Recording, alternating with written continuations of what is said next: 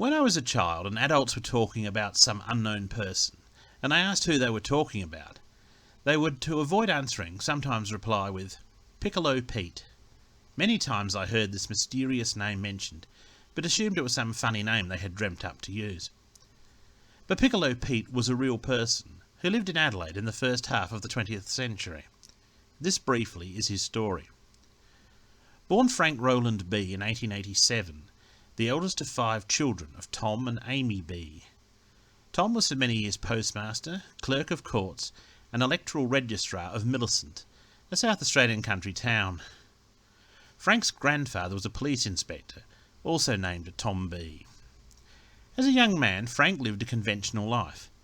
He worked as a clerk for Dalgety & Co., a large pastoral company which sold wool, as well as dealing in insurance, finance, importation, transport and storage, for about 5 years in Millicent, before moving to Adelaide to again take up a clerical position with the firm of Clutterbuck Brothers in Hindley Street. Frank, however, was not entirely comfortable with the indoor life of a clerk. It was in 1924 that Frank's problems with the guardians of society began.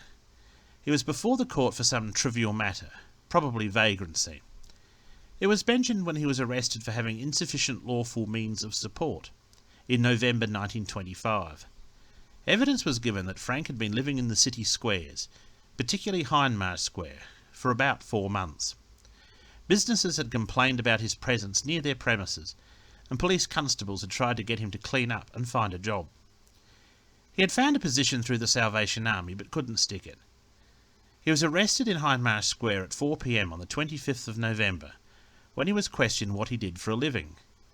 He replied he sometimes sold rubber stamps, but that there wasn't much money in it. He had 2 shillings and 6pence in his pocket, but that he owed that. The magistrate too complained that Frank looked dirty, and asked if he had had a bath recently. Frank replied he frequently had a bath and pleaded for leniency.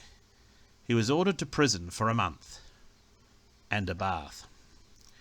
It was noted in 1925 that Frank was a voracious reader, often found in the newspaper offices and the public library. It was in 1930, as he was leaving the public library on North Terrace, that an acquaintance pointed out a man seated on the gutter, playing a tin whistle, and asked Frank if he could play a tin whistle. He accepted the dare. Later Frank would say a man was a fool to work for a boss if he could earn a living as a street musician. Thus was born Piccolo Pete. Nobody knows who first bestowed the nickname, but Frank soon became famous under the pseudonym. The name derives from a hit song of 1929. Some of Pete's favourite spots were near the Oval on football days, by the Adelaide Town Hall in King William Street, at the horse races, which were immensely popular in 1930s Adelaide, and near theatres and cinemas at closing time, playing tunes such as Little Brown Jug and hymns like Lead Kindly Light. By December of 1932, he was well known enough to be mentioned by name in an article about holiday festivity at Glenelg.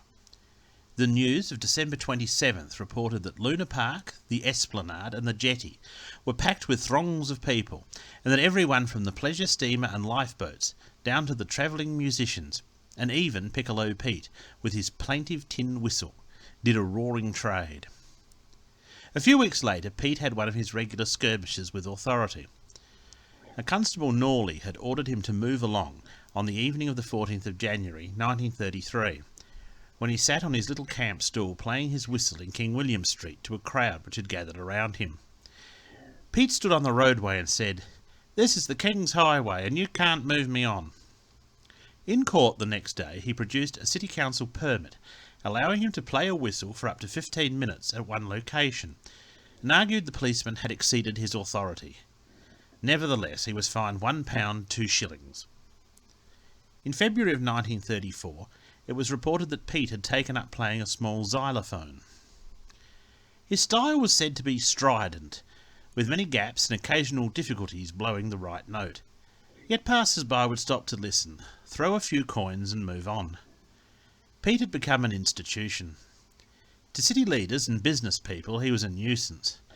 It was said that the manager of the Regent Theatre in Rundle Street was driven to distraction by Pete. To the social elite he was a comical figure, but the regular person generally felt more empathy and regard for him. In December 1935, a scavenger party was organised, in which collecting a signature from Piccolo Pete was one of the items, along with a duck egg, a white geranium, a horseshoe, a hair from a cow's tail, a menu from the South Australian Hotel, the name of the inquiry girl at the railway station, a pine cone, some oysters, part of a crayfish, and some seawater. A 1936 social note claimed that many prizes at fancy dress parties were won by people dressed as Piccolo Pete. Petty authorities' gripes with Pete renewed in 1936. In October it was mentioned that the council had revoked his licence to play in the streets. This may be why he was at Glenelg around New Year's 1937. A Glenelg councillor was outraged that Glenelg's new monument to European settlers, the State Pioneers Memorial, erected to mark 100 years of colonisation, had been, in his words, desecrated. This had been done by people sitting on the steps, children running up and down them, and Piccolo Pete playing there surrounded by a crowd of boys.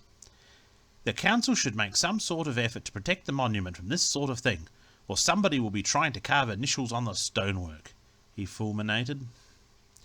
A letter published in September 1938 by someone who had known Pete before his street musician's days gives some insight into the man. The writer, a person named Daly, had encountered Pete on King William Street one bitterly cold night in winter. Pete had finished playing and was going somewhere to sleep. He guessed that Pete was hungry, but he did not mention money. Pete was not the type to beg. They walked as far as the post office, talking together. Daly had known him around 1913 and said it was still obvious that Pete had seen better times. He spoke in a cultured manner, and they conversed around the White Australia policy, the then current exclusion of non-Anglo-Saxons from emigration to Australia, international politics, and the philosophy expounded in the book Christ on the Indian Road. Pete said he was neither a fascist nor a communist, but that he believed in the democratic system. At that point some youths passed by and jeered at Pete, something he was not unaccustomed to. His visit to Glenelg in January 1939 brought further trouble. Local magistrates fined him £3 with 7 shillings 6pence costs for offensive behaviour. Maybe he was standing on the steps of their precious monument again. In November 1942 he was fined £1 and £1 6 shillings costs for having unlawfully played a whistle in King William Street on October the 19th. By 1946 Pete was getting older. He had turned 59. Dragged into court on the 26th of June on a charge of being unlawfully on premises, he stood unshaven and pleaded not guilty. I plead that I was on the premises, but not unlawfully. He had been found sleeping in the bike shed at the School of Mines on North Terrace that morning. Pete protested that he had a good job, and I have money to pay for accommodation, but it is so hard to locate. I have been ill and I want a little time to straighten up. If you give me a chance, I will try to get myself board and lodgings. The Salvation Army will help me, or perhaps the women police can find me a home. The police had been in touch with the Salvation Army, where Pete had been for a time before wandering off. They were willing to have him back. As a result, he was convicted without penalty, but with costs of 7 shillings 6pence. At the intersection of King William and Franklin Streets on the 7th of July 1946, Pete was hit by a motorcycle and knocked down.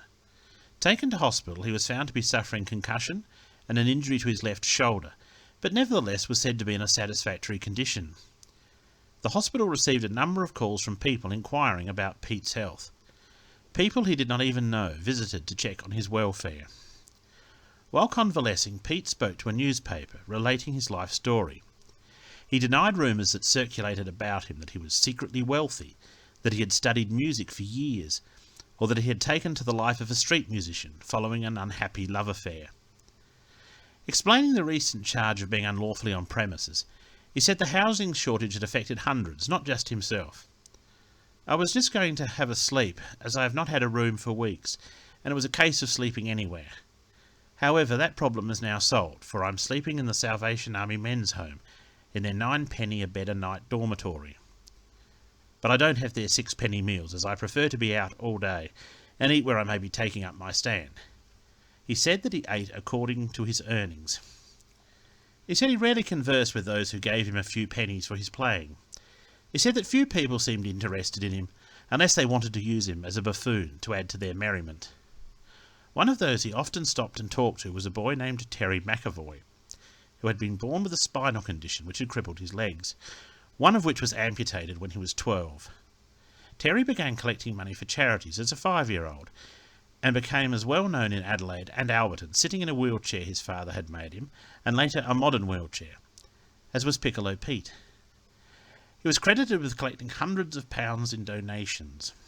Pete said that things were as bad for him as anyone else without a regular job, but he said the people of Adelaide had been good enough to keep him off the dole for the past 15 years. "I've been playing my piccolo, or my baby xylophone, all those years, until someone stole the xylophone, so I'm exclusively a whistle player now. However, there is no big money in doing the work I do. I work long hours for a few odd shillings, but I like the outdoor life, and at 59 years of age, I have little to live for." He said the most popular request he got was for Jingle Bells, although when American troops were in town during World War II, they wanted Yankee Doodle Dandy, Sousa's March, and Stars and Stripes, which he admitted were a bit beyond him, but they always slipped a coin or two for his efforts. Every Sunday morning he would attend church service, in earlier years at St. Peter's Cathedral, and then at St. Luke's in Whitmore Square. He recovered quickly and was discharged after a few days.